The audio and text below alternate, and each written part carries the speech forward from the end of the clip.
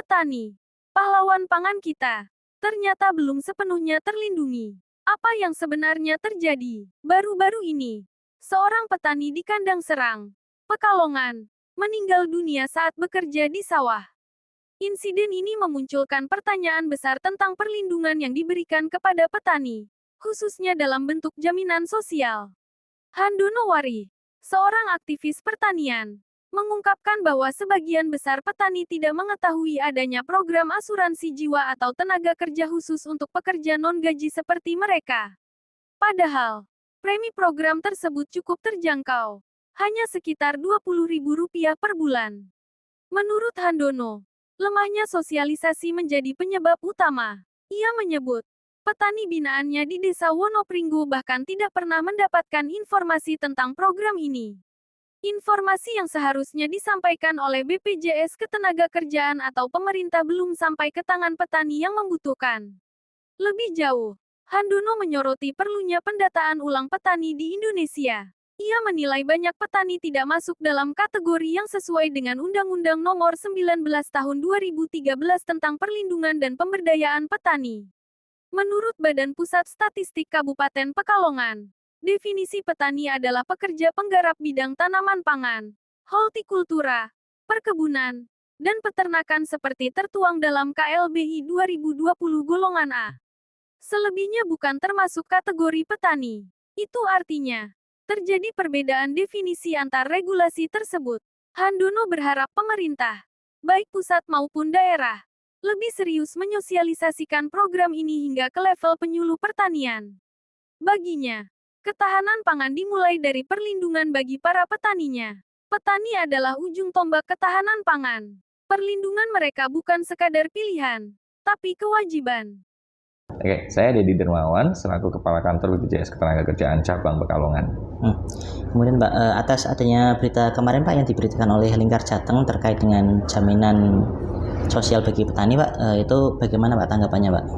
Ya, untuk jaminan sosial ketenagakerjaan bagi para petani, sejauh ini kami dari BPJS Ketenagakerjaan sudah melakukan sosialisasi terkait dengan program jaminan sosial ketenagakerjaan bagi para petani. Namun hanya saja tantangan-tantangan yang ada di luar dari prediksi kami itu seperti dengan kesadaran dari para petani untuk mengikut sertakan dirinya dalam perlindungan jaminan sosial ketenagakerjaan ini masih dipandang rendah oleh kami. Sebenarnya dengan iuran yang terjangkau di 16.800 dengan dua program yang akan dimiliki, yaitu jaminan kecelakaan kerja dan jaminan kematian, itu bisa membantu para petani untuk nyatanya produktif ya dalam bekerja dan tidak perlu was-was lagi ketika melakukan aktivitas sehari-hari. Seperti itu, Mas. Nah, kemudian Pak, tadi yang terkait dengan rencana 2025 itu Pak, terkait dengan petani tembakau itu mungkin bisa dijelaskan Pak?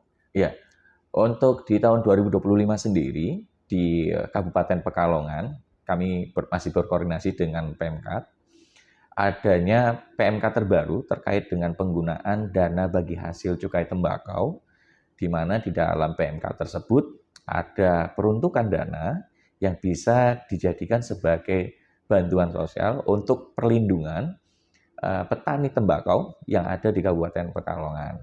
Nah, terinfo dana tersebut sudah masuk dalam rencana kerja dari penyaluran dana bagi hasil cukai tembakau tersebut atau DBHJT yang akan direalisasikan tahun 2025 untuk para petani tembakau. Sampai sejauh ini ruang lingkupnya masih petani tembakau. Namun apabila di tahun 2025 ada juknis yang lebih detail lagi, ini dimungkinkan untuk bisa menyasar masyarakat luas. Seperti itu, Mas.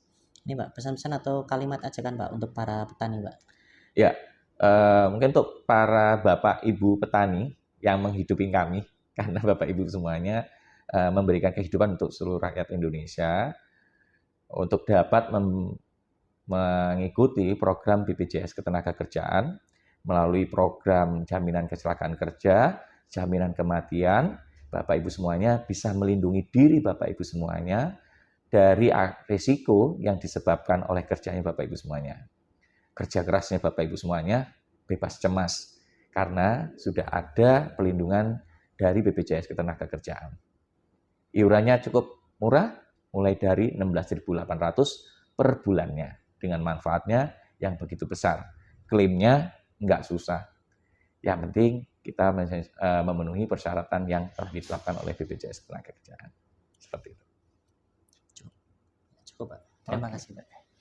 Matur nuwun.